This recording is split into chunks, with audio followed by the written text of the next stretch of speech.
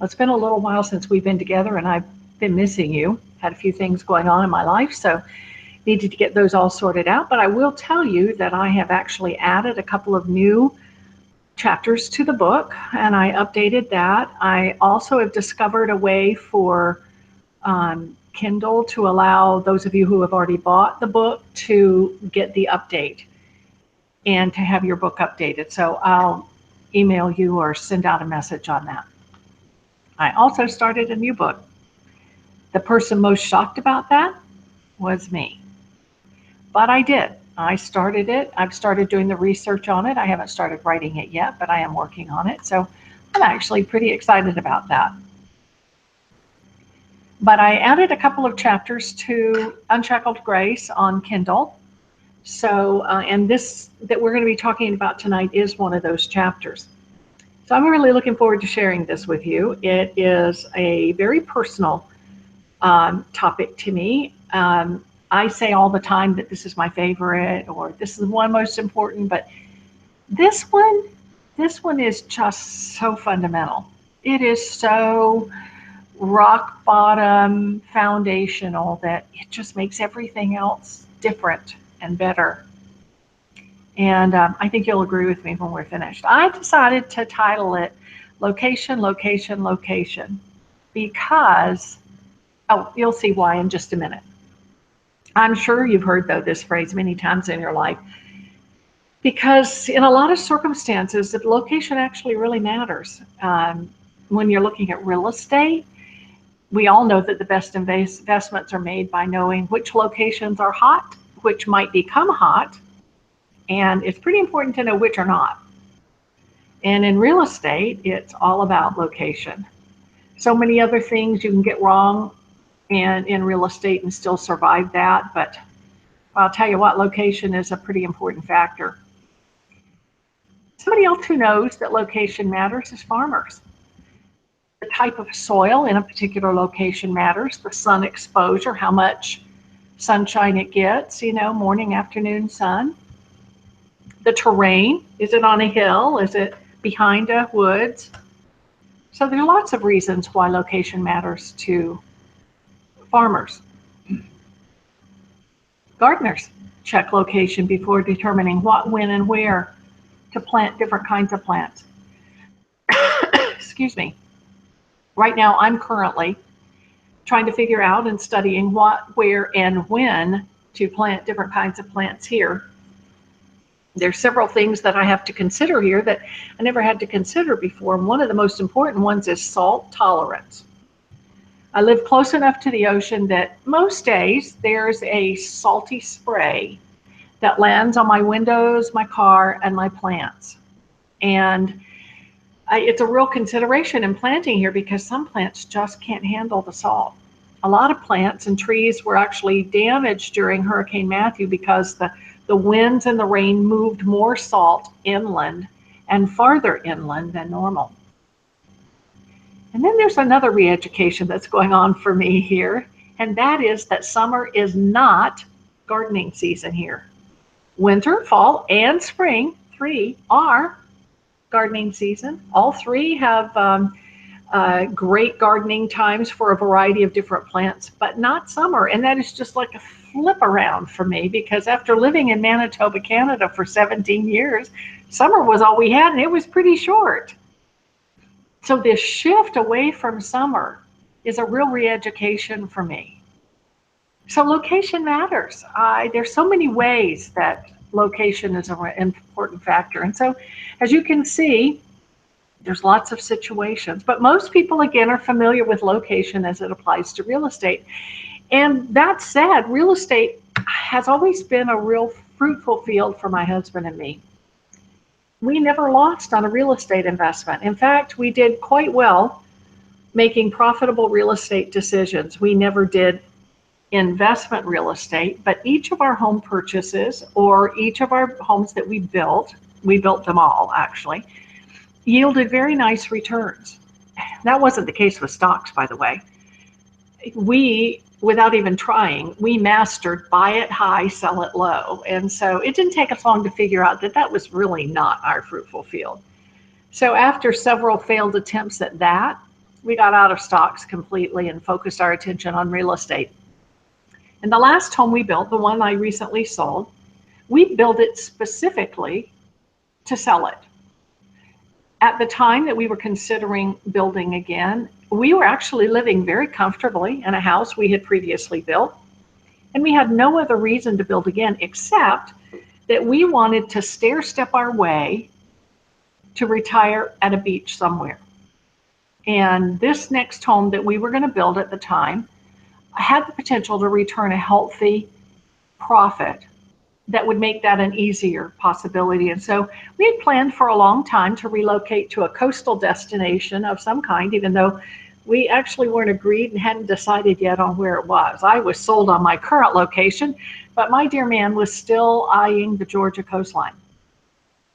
Well, in this study, I'm going to give you an insider tip on real estate. It's a tip that some people will see the value of it immediately and they are going to jump on it. Others, not so much. But I promise you, if you'll do your homework on this, you'll discover that you can experience some extreme benefits available from this most valuable piece of real estate in the universe. There's no question about it. It doesn't get a lot of advertising. And for a while, it got a bit of a bad rap in Christian circles. Excuse me. That never changed its value, though. Now, when I say value, I'm not talking about just perceived value. I'm talking about return value. You know, if I could create an advertisement based on the owner's description for this property, what I would tell you could be gained from this real estate is like nothing else. Nothing else can give you the same kind of quantity, quality, or kind of return.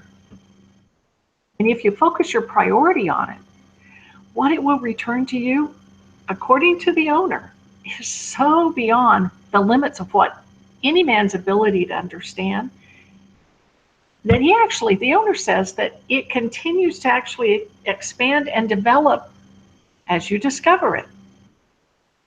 That's kind of an interesting way to describe a piece of land.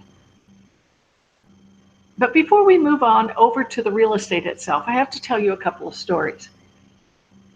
When we were married about a year, we found a home that we loved, but it was built by a Mennonite builder in Manitoba, and he built it ready to move. It was stick built, just like any site built home, but it was ready to move on our own lot. The problem was we didn't have a lot. So I started looking for property while my husband was at work. We were living in a tiny little town in Manitoba, Canada named Beauséjour. And one day I discovered a lot right in town. To make a very long story short, we both loved it. When my dear man went to meet with the town council about moving our house onto that lot, they told him very directly, and I quote, "Hell will freeze over before you'll be allowed to live on that lot." Well, after living on that lot for 5 years and loving the location, we had 2 sons there. Our 2 oldest sons were born there. We decided to go ahead and move to a larger home. Now, we discovered after we moved there that the great thing about this lot, this location, had been that it was directly across the street from a spring-fed sand pit. And over the 5 years that we lived there, it had also become a favorite swimming place for the people in town, as well as for people who were coming out from Winnipeg. I personally had loved taking my 2 babies, and then as toddlers, over there most afternoons in the summer and meeting friends there as well. Needless to say, when we decided to sell, we had no problem selling it, because a lot of people wanted that same location for the same reasons we had come to love it. Location, location, location is why we made a very considerable profit on that piece of property. But as we decided to move on, a new search began for our next piece of property. Now, you would have to know Manitoba to be able to really appreciate why it mattered so much to me to find a new lot to build on that had a hill. I mean, it was really flat there. They have a 750-foot high hill that they call Duck Mountain.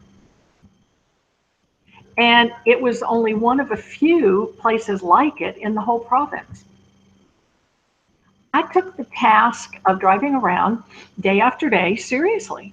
I took my little boys with me, and we did it every day looking for property. And this went on for weeks.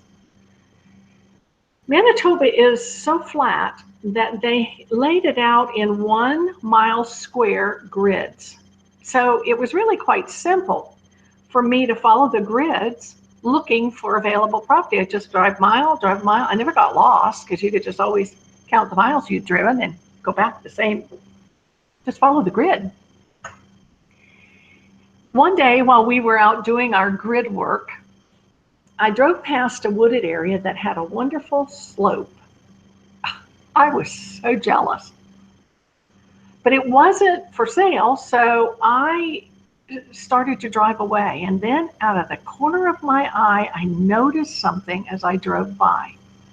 I backed up, and there it was. Oh my word. It was a teeny tiny little for sale sign, maybe 3 inches by 5 inches, nailed on a tree back inside the woods. I quickly took down the number, went home so excited to tell my husband that I had found our next lot to build on. So he went with me that night to see it. He loved it as well, and we called the owner that night. During that phone call, we discovered that it was actually 85 acres, and this man wanted $500 per acre. I was in shock when my dear man said to him, ask him if we could come in the next night and talk to him, because I knew we didn't have the money for 85 acres times $500 an acre. But he said, sure, come on in. And so we went into Winnipeg, which is about a 45-minute drive. When we got there, we talked for a little bit, and then my husband simply offered him $25,000 total. That was actually the money that we had. We had that from our previous house. He laughed at my husband and said, no way. Now remember, he was saying no way to the same man who had gotten hell to freeze over just 5 years earlier. Well, as we left that man's house, my husband told him that if he changed his mind, to give us a call.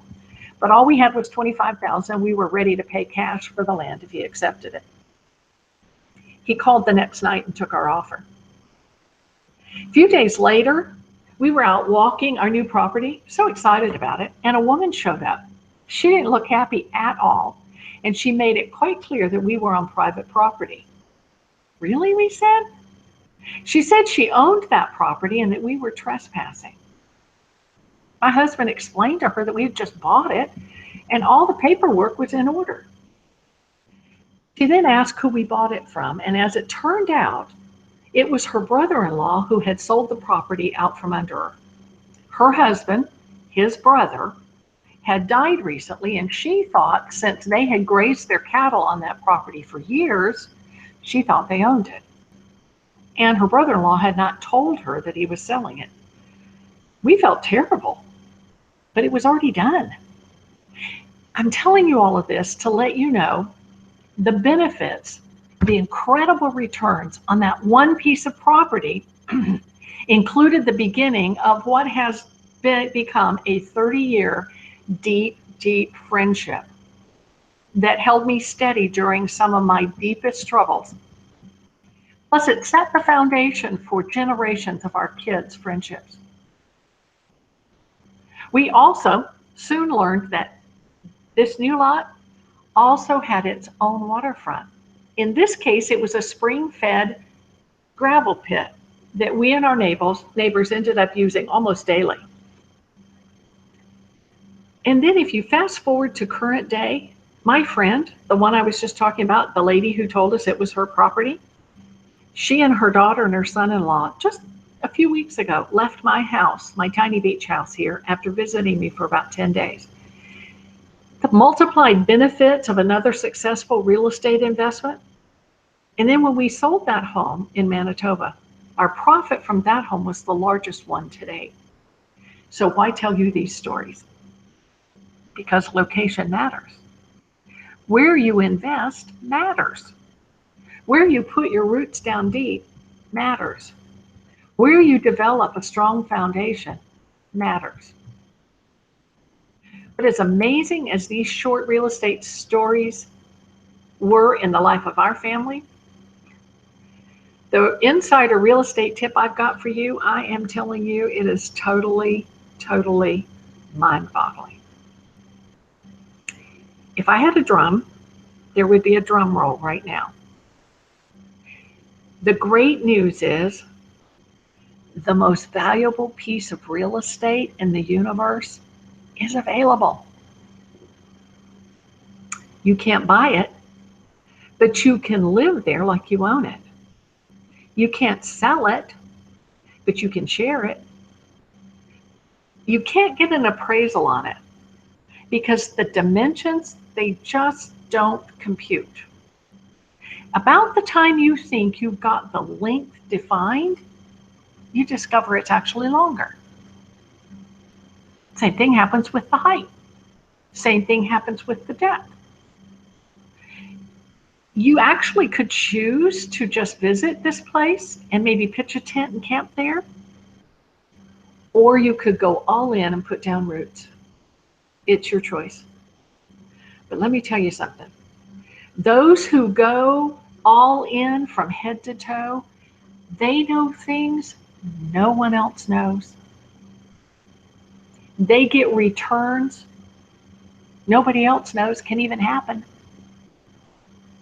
And they do happen. I'm not kidding here. I am not kidding. This is the most valuable piece of real estate in the universe, and it's available, and I'm going to take you there. So here's what I want you to do. I want you to look at this piece of ground. It's hidden in a fairly familiar set of verses in Ephesians chapter 3. Once again, it's Paul who's writing. Once again, he's writing to Gentiles. When he makes the following declarations, and I'm going to quote it, that Christ may dwell in your hearts by faith, that you, being rooted and grounded in love, may be able to comprehend with all saints what is the breadth and the length and the depth and the height, and to know the love of Christ which passes knowledge, that you might be filled with all the fullness of God. Did you see that? Did you see the most valuable real estate in the universe? It ought to be making your spine tingle about now. Head spin just a little bit. Really? This piece of ground is where your soul flourishes. This is where the borders of your life are enlarged. This is where you expand knowledge and comprehension. And it's a knowledge and a comprehension that never ends.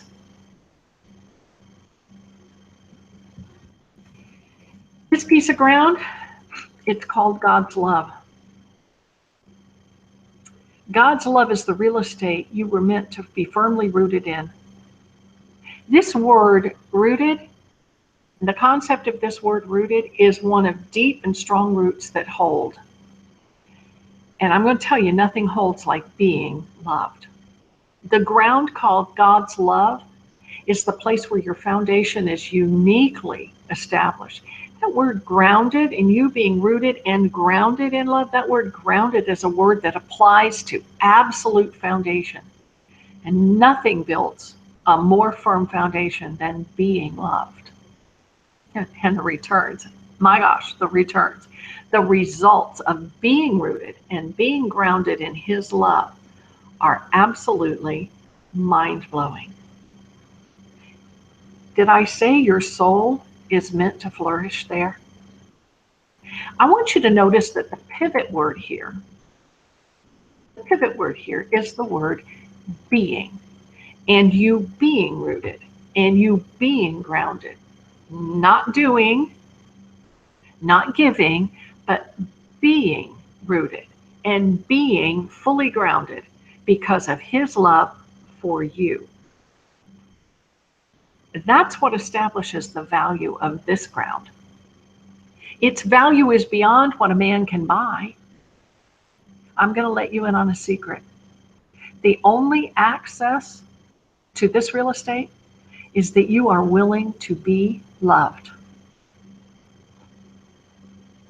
Wow.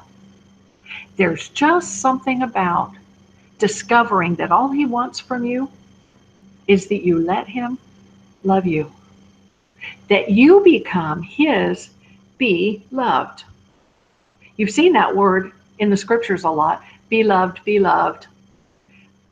When you see it from now on, I hope you'll put a hyphen in between be and loved to remind you to be loved. You are his beloved, not his do loved, not his give love. You are his beloved. All he wants is for you to become his beloved. So many believers focus their energy on doing love, and of course there's merit in doing love, but it doesn't establish your deep roots, and it doesn't establish a foundation that is deeply grounded. Deeply rooted, deeply grounded is being loved. John, the beloved, he had only one definition of himself. His only sense of identity was that Jesus loved him. The disciple that Jesus loved. That's what he kept saying. Not the disciple that Jesus loved, but the disciple that Jesus loves right now, in the now. He wasn't making a comparison that Jesus didn't love anybody else. He wasn't making a distinction between he loves me, but he doesn't love anybody else, or he loves me better than he loves anybody else. He just had one identity, and that was that he is the disciple that Jesus loves. And it's this man, the beloved of Jesus, who gives us such a clear perspective on being and doing love. He says it this way in 1 John chapter 4. He says, we love because we're loved. The exact quote is, we love him because he first loved us. That's a really important distinction to make. We love because we've received love. We give love, we do love because we're full of being loved. But he goes on to describe the effect in the life of the beloved, not the do loved, not the give loved. Please don't hear me say giving and doing loved aren't good. They're great. But I'll tell you what, if you give love and do love without your cup being full of being loved, you'll wear out. Oh yeah, you'll wear out. You'll faint. Absolutely. Because you can't keep feeding other people and starving yourself. I mean, just after a while, it just doesn't work. But he goes on to explain the outworking of being loved. We are loved. We love. We be loved. We love. And he talks about what the effective outworking of that is in the life of the beloved. And here's what he says.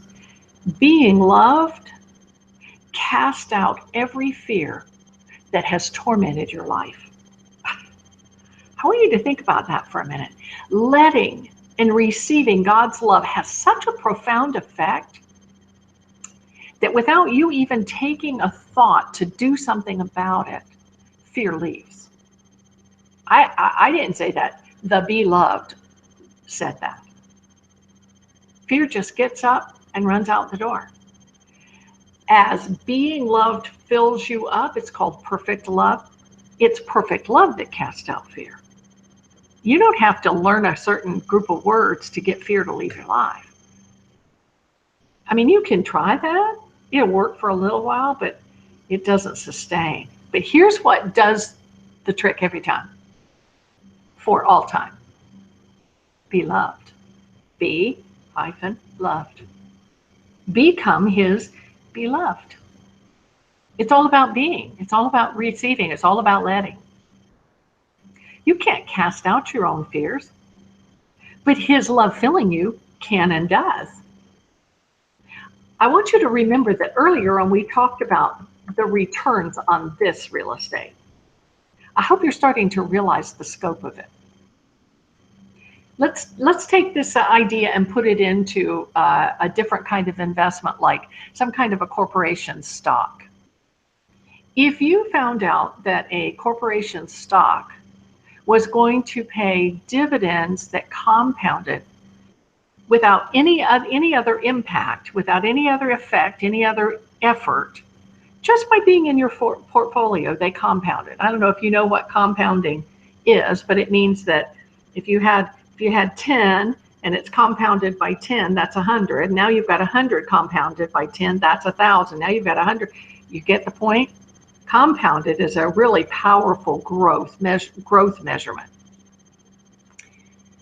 So I got to ask you, if you knew that there was a stock like that compounded just by being in your portfolio, how long would it take you to acquire that stock?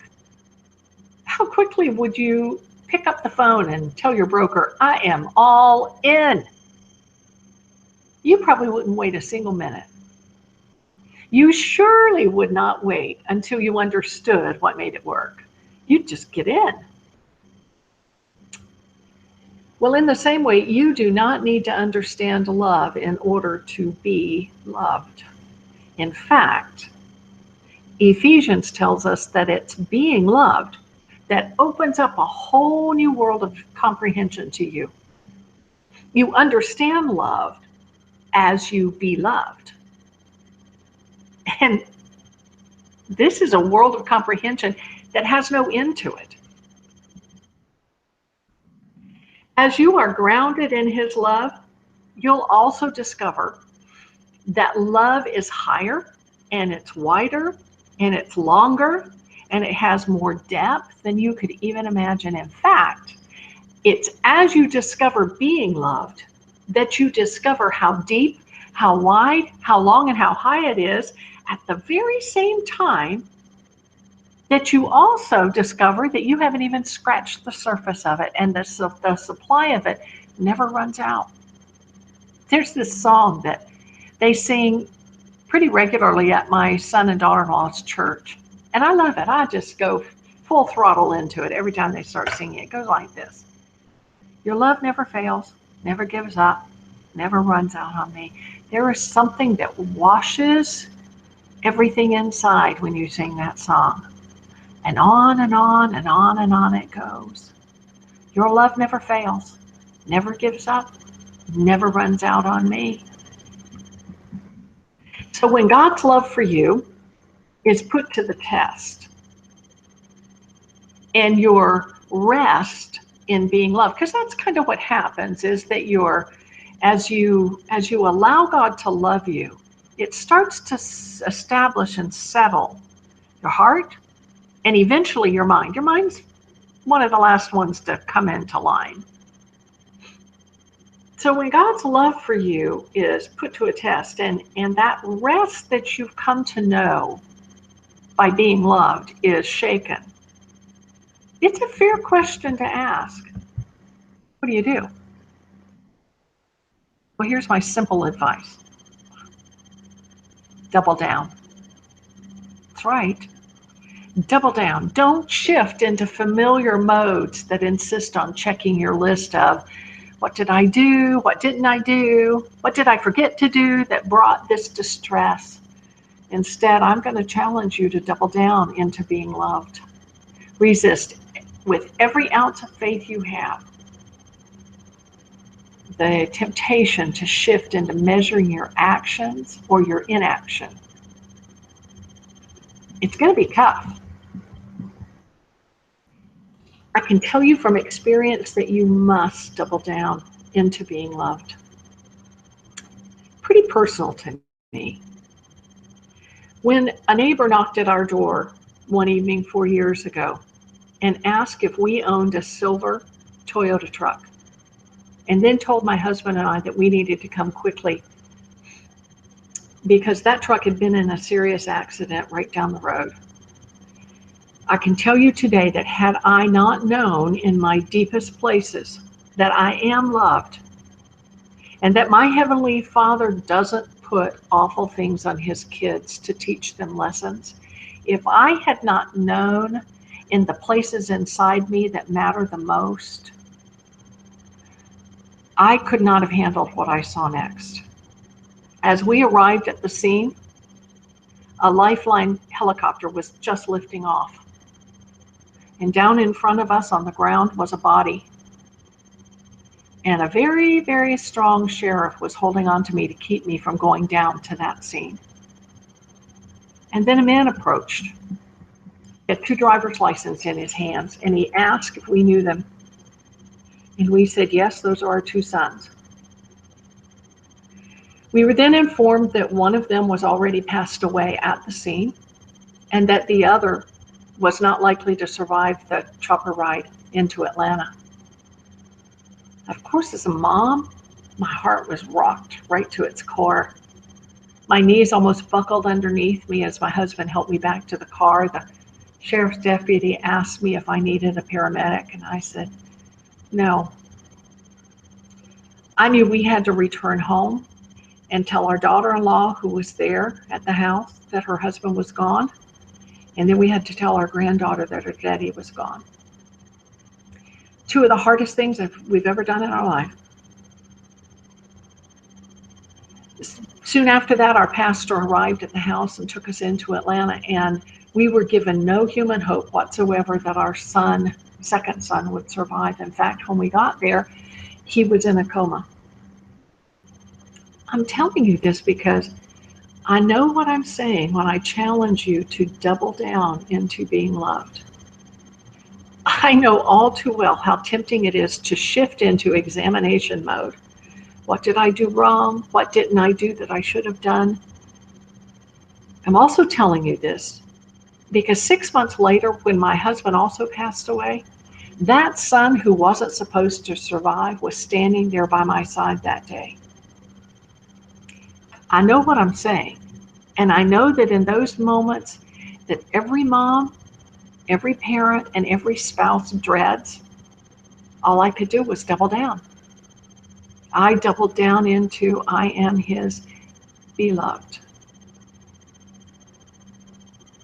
Obviously, it's true that not every storm is life-threatening. But you got to know that every storm screams for you to do something. I'm telling you this because when life feels like a storm that just won't pass, I'm telling you, double down into being loved. In the midst of the worst storm of your life, you must send your roots down deeper into the ground that secures your foundation. And that ground is being loved. I can tell you that it's only as you double down into that ground that you can begin to see and comprehend this very love. Its depth, its width, its height, its length. And you'll also discover that you can never exhaust it. And you'll find yourself settling into it as home.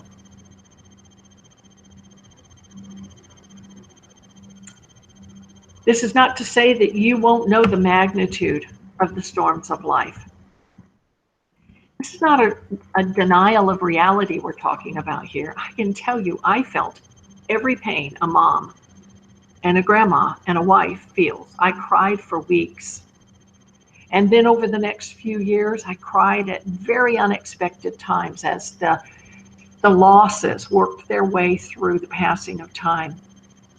But I doubled down on knowing that He who knew me had sent His love out to rescue me before I ever knew His name, and that He still loves me in the storms of life that Jesus actually warned His disciples, of which we are. He warned His disciples, those will come. He said it very clearly.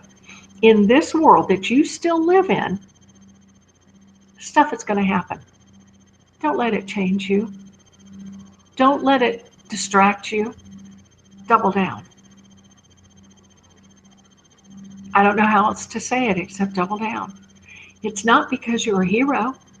It's because it's become your home. To the brokenhearted out there, that at times you feel like you can't even breathe, I say double down into being loved. I promise you that love will heal your broken heart. Time does not heal all wounds, but unconditional love does. I promise you that letting God love you as only He can, it'll move your heart forward in ways that right now you cannot even imagine. And in the more normal storms of life, like financial storms, health storms, relationship storms, double down. Double down. There's a bit of a tug of war that goes on. The old ways that insist that you check your list of good and bad behavior. Let me tell you something. That list can only end in condemnation and death. It cannot resolve what has caused you pain. But love can, and it will bring resolution to your life and to your heart. You know, sometimes we hold faith hostage to why, as if we have to know why something is happening or has happened in order to believe. I want you to know the truth is that that is the essence of unbelief. Needing to know why things happen or have happened in order to believe God loves us, that actually exposes our fear that God is the one who did this to us. You know, earthly fathers would not think of subjecting their kids to horror. But unfortunately, religion has presented God as one who will do just that. And then expect you to go through it and endure it cheerfully. Think about the audacity of that for a minute. Jesus did say, in this world that you still live in, you will have tribulation, but be of good cheer. He's not saying, here, I'm putting horrible on you. Now, endure that thing cheerfully. No, no, no, no, no. What an indictment on the character of God. Jesus actually says, be of good cheer when stuff happens. Be of good cheer because I've got this. There's a because in there. I've got this. I already conquered this. And I'll take what's awful and horrible and turn it for good if you'll just stick with me. Don't let the grief, don't let the pain, don't let the distress, they're all going to be there. You'll feel them. I had a moment after my husband passed away that I said to my sister, at one point I said, I almost feel like I'm in jet lag. And she started explaining to me, she used to be an RN, she doesn't practice now, but she used to be, and she started explaining to me that the body goes through physical oppression when you just get, hit so many times, so close together. Big things, big things. 2 months before my son passed away, my mom passed away. So from August of 2013 to 2012 to June of 2013, my mom, my son, and my husband, and almost lost another son in the process. Didn't know for 10 days that he was going to come out of a coma or that he would be whole. He is whole and has a family and has a new baby and he's doing great. But there's quite a period of time in there. And my physical body was pretty beat up. But I am telling you that there was not one moment. I turned to my husband at one point after our son passed away and the other one was still in a coma. And I said to him, tell me what's going on inside of you. Are you having any coulda, shoulda, wouldas? And he said, not a one. And I was so thankful that God had put us on this road to grace before we encountered what we encountered. And then when he passed away, I can tell you, me to you, heart to heart, eye to eye, if I had not known that I was God's beloved, If I had just wondered if I had done love and given love enough, I wouldn't have survived it. I certainly wouldn't have come out thriving. Do I miss them? I miss them every day. I miss my son every day. I miss my husband. There are things that, I just almost it's very easy for me to just, click right in there and wonder where he is. But Jesus said, if you'll trust me, I'll make this right no matter how horrible it is. When your heart is rooted, when your foundation is grounded in being loved, you just won't waver when horrible hits. You'll feel it. You'll know horrible is pressing you on every side, but your heart doesn't waver. Sometimes the way God shows us that he loves us is in the simple things. It's not always just in when horrible hits. Sometimes it's just those moments. I've told you stories of 449, my 449 gas stove, I've got all kinds of stories. In fact, the other day I walked around my house and I just recounted all of the things that for me are little memorials that just say, I'm the one Jesus loves. Jeannie, that Jesus loves. I had another one of those happen just recently, and I was telling my neighbor about it. She and I, every once in a while, we'll go down to the river for sunset, and we'll take a chair and a cookie and whatever else, something to drink down there. And so we were down there one night, and just before we had done that, a friend of mine had, well, let me back up just for a minute. When my son and I got to the hospital, when the day my husband passed away, he was already in ICU, and he was already in a coma. They didn't give him much hope.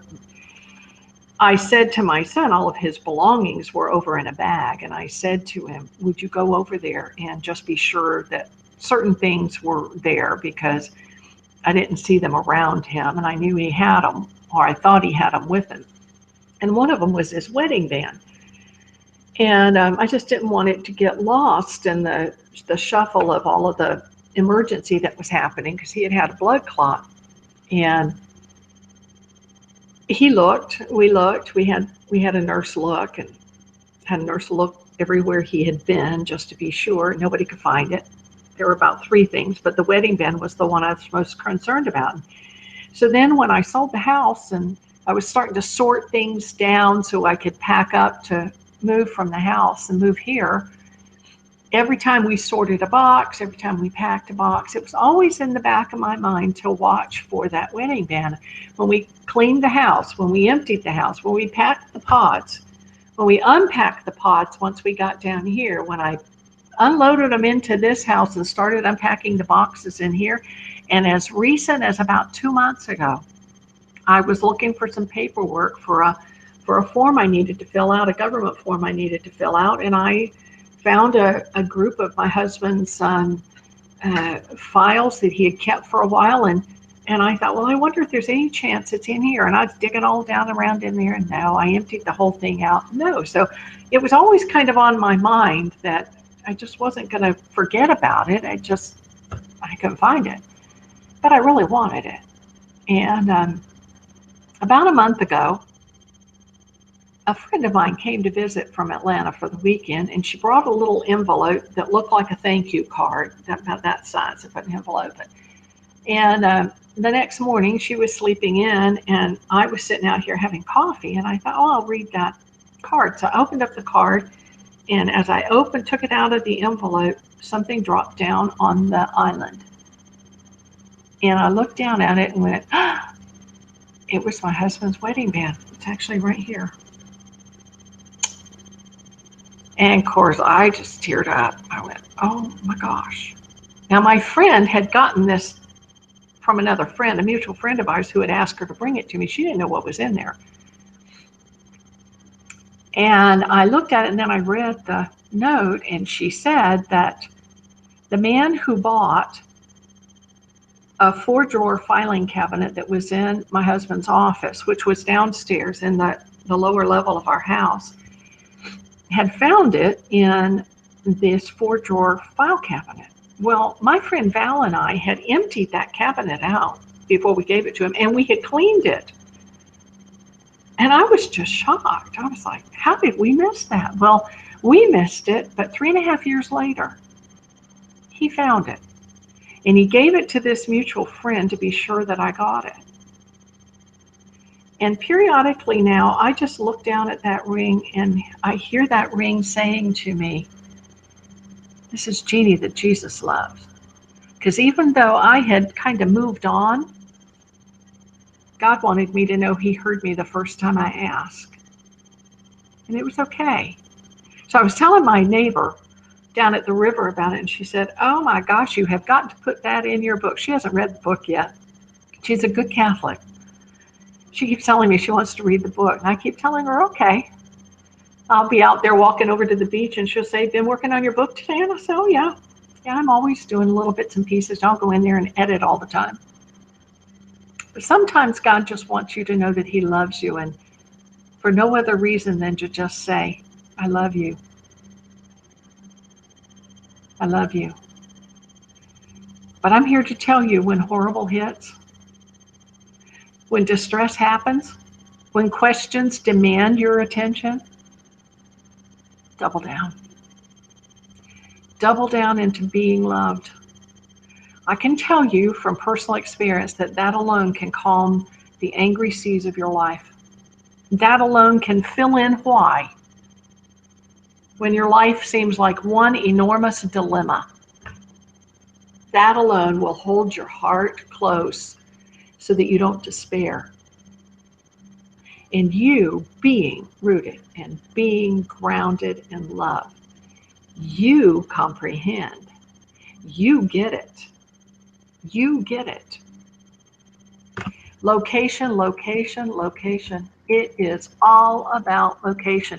The most valuable piece of real estate in the universe is available to you. You can't buy it, but you can live there like you own it.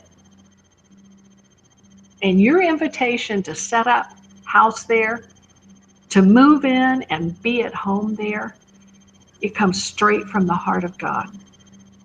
Snap, snap. Grace establishes and settles your heart in his love for you because you are the beloved of God. Can't wait to share the next one with you. God bless you. Have a great night.